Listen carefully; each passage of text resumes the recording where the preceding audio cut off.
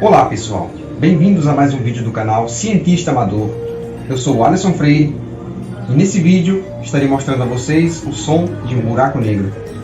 Porém, antes eu queria pedir a sua ajuda, dando like, inscrevendo-se no canal e ativando o sininho de notificações para não perder nenhuma de nossas novidades. Bora para o vídeo!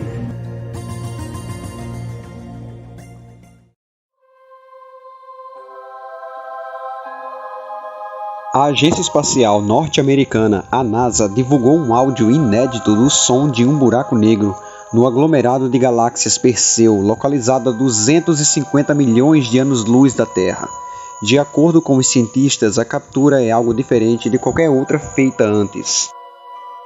Esse feito aconteceu através do processo chamado sonificação, que transforma dados astronômicos aprofundados em elementos sonoros.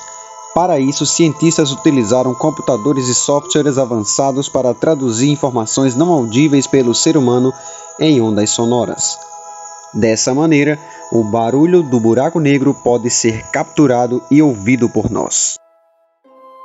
Sem mais enrolação, vamos ouvir o polêmico e incrível som de um buraco negro.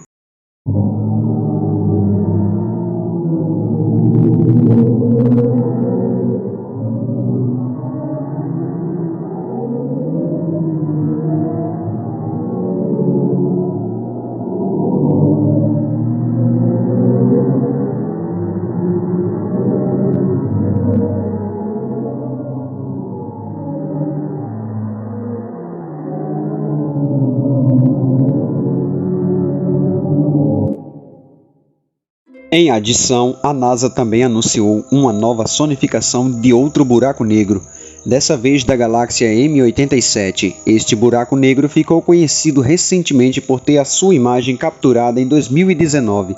A sonificação varre a imagem de 3 camadas da esquerda para a direita, com cada comprimento de onda mapeado para uma gama diferente de tons audíveis, explica a agência espacial.